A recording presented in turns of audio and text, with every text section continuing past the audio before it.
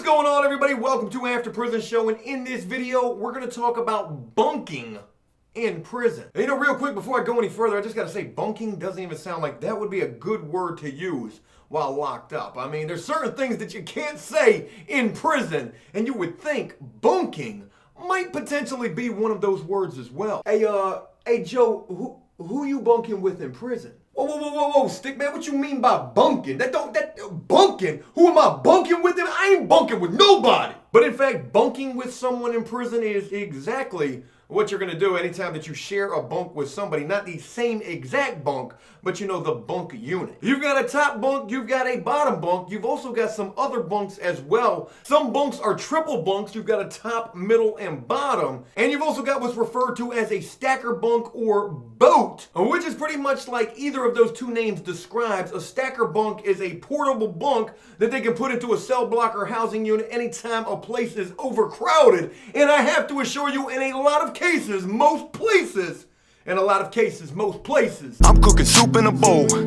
I'm about to make me a swole. Got copper tattooing cause somebody told. In a lot of cases, most places that you will be locked up in will certainly be overcrowded. But yeah, a stacker bunk refers to using that portable bunk as it's supposedly designed for, sleeping on top of it. The boat term from this comes from what a lot of people will do, in fact, and that is actually flip the thing over, put their mat inside of this thing, and it's almost like you're sleeping in a little John boat or something. You're cast away out in the middle of the ocean, or at least in the middle of a cell block or housing unit. And you're certainly going to be feeling like Tom Hanks from that movie, cast away on your own little stacker bunk or boat, belonging to no cell whatsoever, having no cell to your own, and you are just out there in international waters, out there on the boulevard or out there in the middle of the day room. Because that is exactly where you're going to be bunking if you are on one of those stacker bunks or boats. And in some cases, they will actually put a stacker bunk inside of a cell, but the crazy thing about that is if you think about a prison cell, jail cell, whatever, any kind of a cell, they're pretty damn small already just having that bunk bed, regular top bunk, bottom bunk in there. Then go ahead and throw in a stacker bunk as well. You've got 3 guys living in a 2-man cell. Things could get pretty heated inside of there.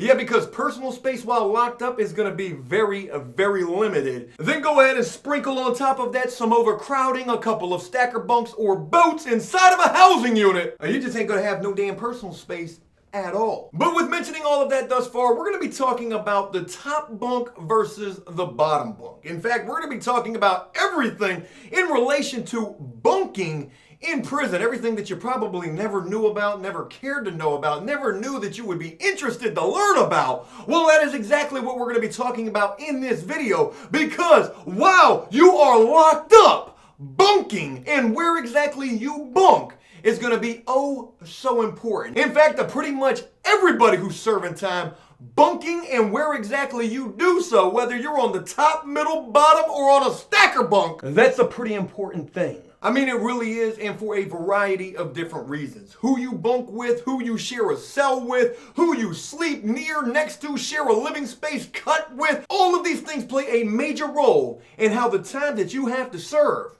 is gonna go. Now first, let's go ahead and talk about the top bunk versus the bottom bunk. Let's just go ahead and alleviate the middle bunk for right this second, and let's just compare the top versus the bottom.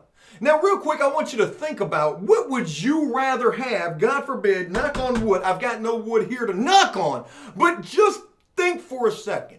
Let's just say hypothetically, and we're using a real vast, super vast hypothetical situation here, but let's just say hypothetically, you were locked up. God forbid, again, I can't emphasize that enough.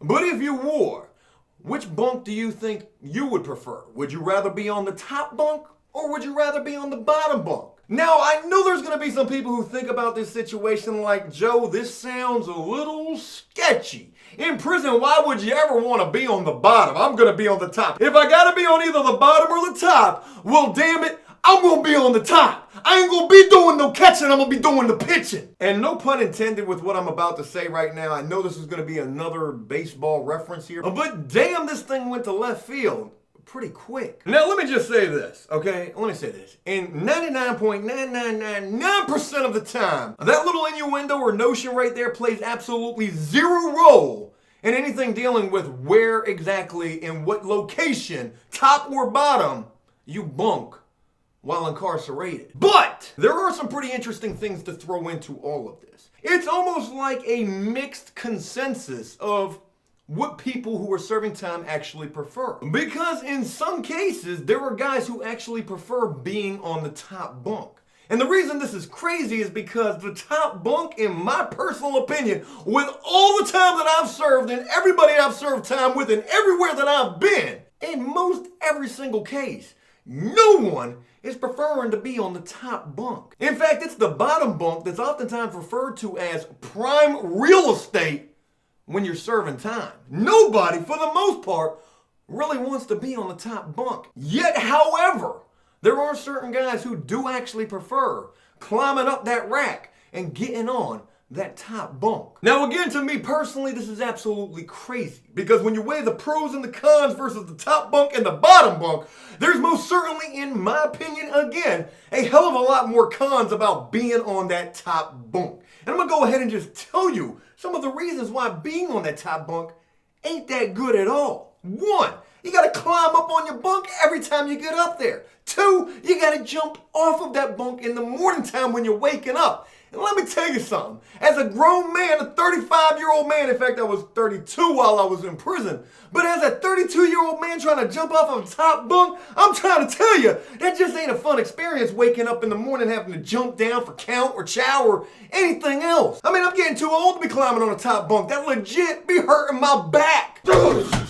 Oh, my back, I'm too old for this prison. I am too old to be in prison. Hey, you better not let people see you jumping off that top bunk like that, getting injured and such. Because I'm trying to tell you right now, you gonna be a target. You getting hurt jumping off the top bunk, you can't have no fight game whatsoever. You are weak. Oh, don't get it twisted. Yes, I am old, and it does hurt to jump off of a top bunk. But you know what else hurts a lot worse than that? Getting your ass whooped.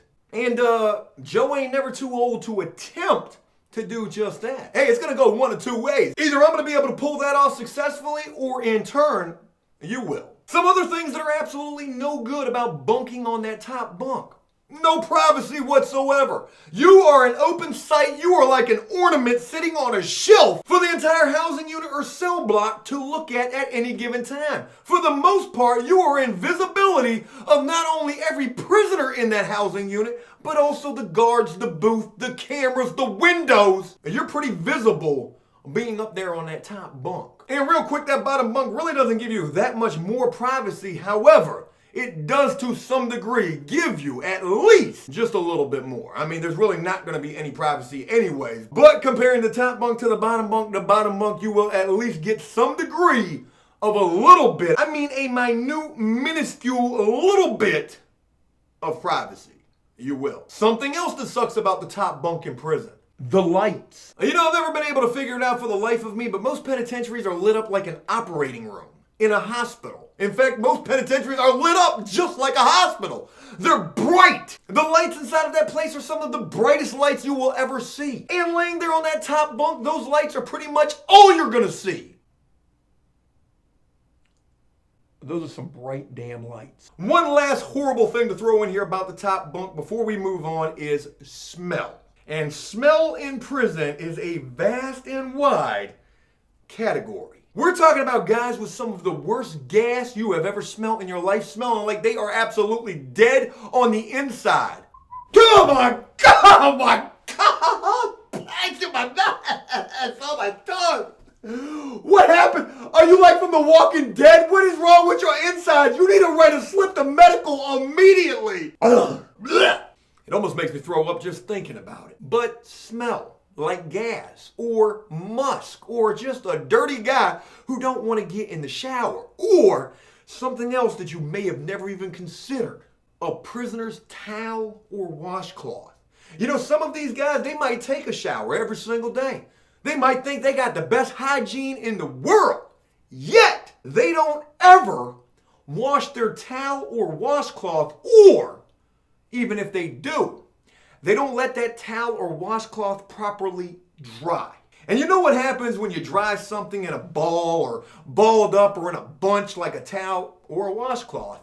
It gets this horrible, horrendous, disgusting mildew type of smell. And again, just like I mentioned with gas, if you think you smell mildew out here in the free world like a mildewy towel or t-shirt or anything like that, you have never experienced the true power of a mildewy, musty smell like that of a prisoner's towel or washcloth that has not been washed or dried correctly. What? Oh my God! It's melting the skin off of my face! Did you wash your towel or washcloth or dry it correctly? Ah!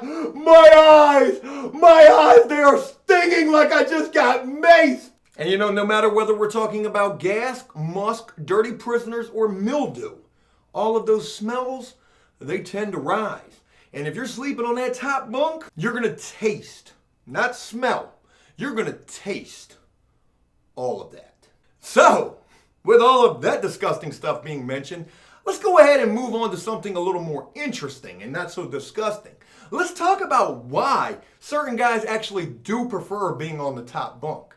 And in every single instance, as I thought about this and researched it in my mind, thinking about all of the times while I was locked up, you know, digging deep really inside this little genius device that just is nestled inside of my skull right here. And I was really trying to do the research and think about why, if there's even such a reason, guys actually do prefer being bunked on the top bunk.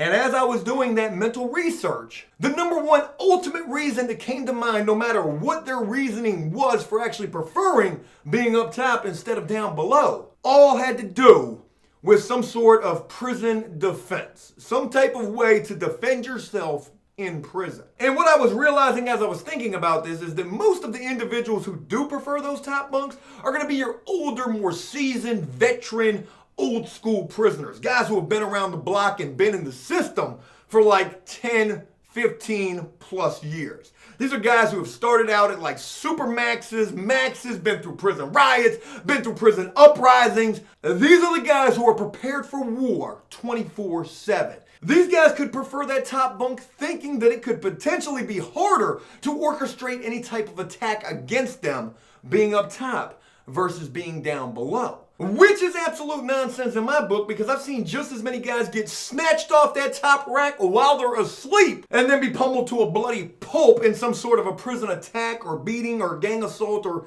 anything like that. So, you know, thinking that you're somewhat safer, more protected on that top bunk versus the bottom bunk, I mean, that is absolutely ludicrous. In fact, you stand a better chance of being injured, being snatched off that top rack to fall down to that ground right before that old prison attack happens.